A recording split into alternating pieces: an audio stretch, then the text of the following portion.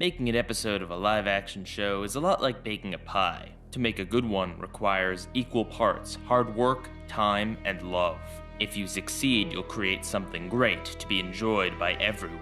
But if you are missing even one of the key ingredients, you will fail, and it will burn, leaving a lingering scent. My name is Pie Guy Rules, and I'm here at the bottom of the bakery to smell that pie.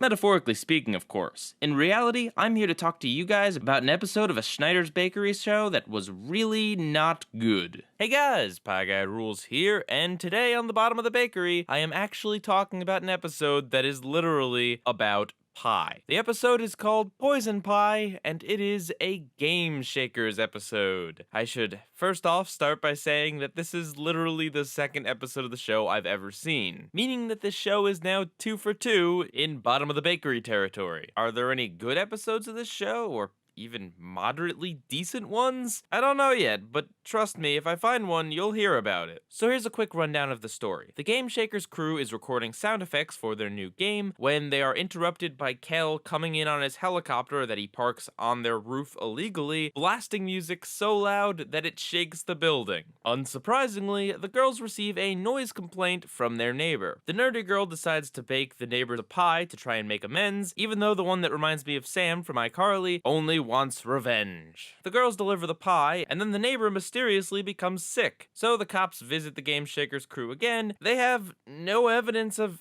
anything, and yet they somehow think that the two Game Shakers girls poisoned this pie. So in order to prove their innocence, the cops decide to test the Game Shakers girls by making them eat the pie that the cops believe to be poisoned. Meanwhile, Kel and his son go to investigate the neighbor's place to see exactly what's going on, and it turns out that it was turtle pee. Yeah, there's a few holes in this story, but I'll get to that later. So this episode is like bear claw, because nah, I'm just messing with you. It's like a pie. What flavor? Cherry, apple, raspberry?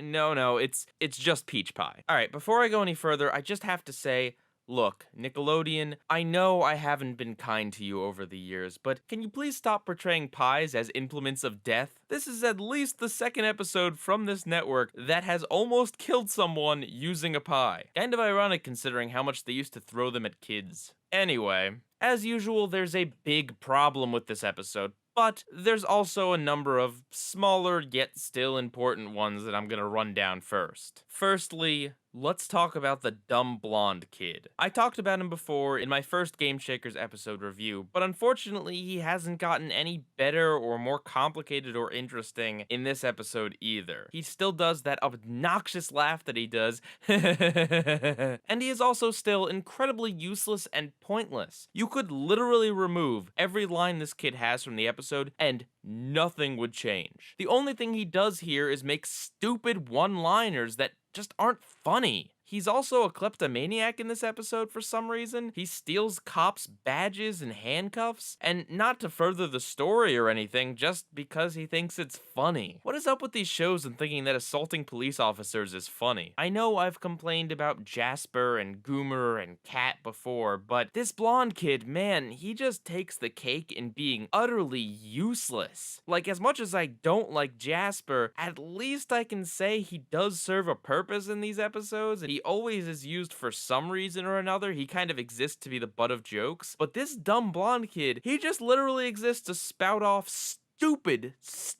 one-liners. The writers on the show could literally make him say anything, and it really doesn't matter, because nothing is funny, nothing is relevant to anything, and hey, they can just play the laugh track afterwards to trick people into thinking it was funny. Alright, so the next thing is that the neighbor portrayed in this episode is actually an ear doctor, and so naturally, when Kel and his son go to investigate, he looks inside their ears. The camera shows us the inside of these characters' ears. Kel's is waxy and disgusting. Look, there's some gross out stuff on SpongeBob that in general I'm not too bothered by, but showing me the inside of someone's ear like this is just gross and unpleasant, especially because I really wasn't expecting them to do this. They play the laugh track afterwards, which makes me think it's a joke, but like, I don't get it. What's the joke? He doesn't have clean ears and we're subjected to looking at it. Is the joke on me? Is the laugh track supposed to be laughing at how uncomfortable I am? Again, minor thing, but still, Ew, didn't need to see that.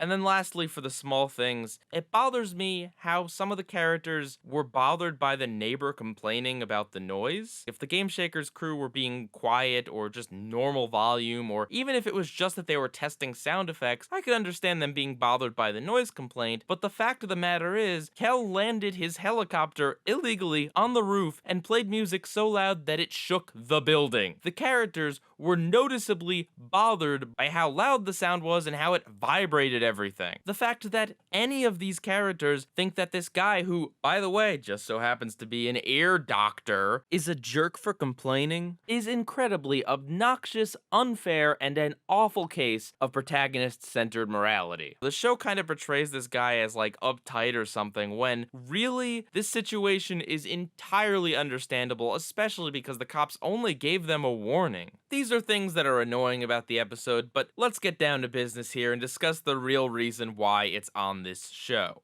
This story and the mystery makes no sense. The police say that they have evidence that says that the girls poisoned this pie, but we don't actually see this evidence, and I'm just left wondering what evidence is this, right? Because the police didn't actually test the pie for anything, otherwise they would have realized that the pie was completely clean. So what evidence was it that they had? And if they didn't have evidence, then why would they just automatically assume it was these girls that poisoned this man? What, because they were upset that they got a noise complaint? I mean, the guy that got sick is an ear doctor. You would think he comes into contact with a number of foreign substances that could have made him sick, but apparently the assumption is that this pie that these little girls baked for him was poisoned. It's just a big jump in logic, and if you want me to buy this story, you actually have to present some reason why the police would heavily suspect these two girls. Furthermore, the fact that the police officers would put down this pie that they believe is poisoned in front of these girls and say, well, if you want to prove your innocence, you better eat this pie, even though we have reason to believe it's been poisoned. It's ludicrous. I mean, look, I get it. The cops in these shows are absolutely incompetent, but this is child murdering levels of incompetent. And it's not like anyone even points this out. It's not like the girls are like, you want us to eat this pie even though you think it's poisoned? Are you absolutely insane? No, no one says it. This is treated like it's just a normal thing that the police do. And if you're wondering, no, the cops weren't bluffing. They will let the girls eat this pie, and they do. Now, of course, in the episode, the pie turned out not to be poisoned, and the girls eating it was completely harmless to them, but here's a number of ways this could have played out. The girls could have actually poisoned the pie, and then, not knowing what else to do, ate the pie and basically committed suicide right in front of these police officers, in which case the officers would have to report 2 dead kids and very little evidence to show that it was them that actually poisoned this pie. One of the girls could have eaten the pie, not knowing that the other one poisoned it, as hinted at as a possibility in the episode, meaning that the police officers would have been responsible for killing a completely innocent girl. The girls both could have been completely innocent, and yet, oh, guess what? Someone else poisoned the pie that they made, meaning that those 2 girls would have totally both died, and the murderer gets away scot-free, because you just automatically assume that the people who made the pie were also the people who poisoned the pie, and if they didn't eat the pie, they would have gotten in trouble with the law, even though there's no evidence to suggest that they poisoned the pie. Any way you slice it, the pie test is dumb. They want it to have this wacky circumstance where,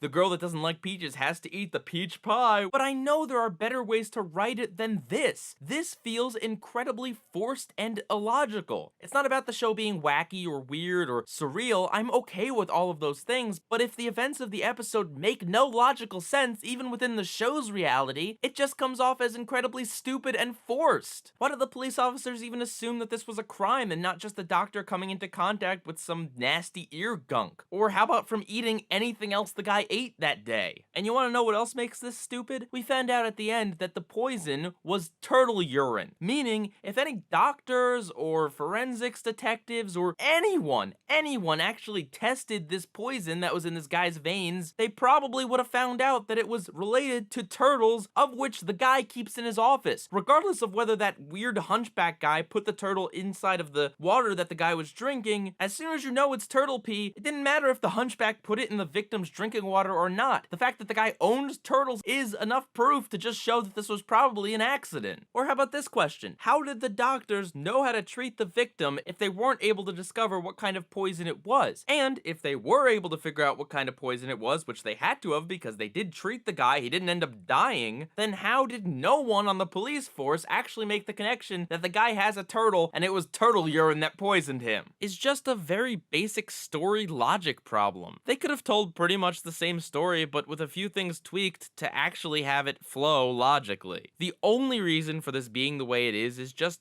poor writing and perhaps people not caring. I mean, come on, this is basic stuff. I know it's for kids, so it has to be weird and silly, but that doesn't excuse writing this poor. If the point really was that the cops were inept, then they should have actually shown that, and if that wasn't what they were going for, then whoever wrote this episode clearly has no idea how the police actually work. I know it might sound like I'm overthinking things here, but this is exactly what a writer should be thinking about. They should be thinking over their story time and time again, and putting actual effort and thought and care into it to make sure that it makes logical sense and there aren't these gaping plot holes. But hey, let me put my money where my mouth is and fix this story. How about you actually have evidence that the girls poisoned this guy by having the police find some sort of packaging for this chemical that has a similar compound to turtle urine. That way the cops actually have some sort of evidence to point in the direction that these girls actually did this, and maybe actually state that whatever chemical this is incredibly hard to detect, so they're not entirely sure if it was in the pie or not, but maybe have the pie have an unusual coloring because of, I don't know, the nerdy girl did something weird to it to make it quirky and unique, like her family's recipe called for adding green food coloring, and this chemical makes things look green as well. So make it look like the pie might be poison, but the cops aren't entirely sure. And then, instead of the police literally handing over this pie to these girls and telling them to eat it, what if they said, hey, if you're so sure it's not poisoned, why don't you take a bite of it? But instead of actually giving them the pie, they just say that and see what the reaction of the girls are. You know, like a bluff. Not like they'd actually let these girls go through with eating a poisoned pie, but say that just to get some sort of reaction out of the girls to tell if it's more or less likely that they actually poisoned this pie. And there you go. All the logical problems in this episode are just gone. And you can still do everything that you did in this episode, including the girls being apprehensive over whether or not they should eat this pie, and the whole goofy stuff at the ear doctor place. Hey, looks like the pie is about done. Ooh, yeah, that looks pretty good. Maybe I should take a bite. Wait a second, what's that next to the pie? Did they really just place this pie down next to an open turtle cage? Why do they even have a turtle cage in here? Do these people not actually think about what they're doing? And the turtle is escaping. No surprise there. Wait, what's it doing now? No. Look away, children. You shouldn't have to watch this. Well done, Schneider's Bakery. You've committed the cardinal sin. You've defiled a pie. This is an act more heinous than murder, and for that you will pay. But seriously, this episode is not good. I know that it's a comedy, but please respect your viewers' intelligence enough to give them a story that at least makes some sort of logical sense and follows a natural progression. Pie Guy Rules, out.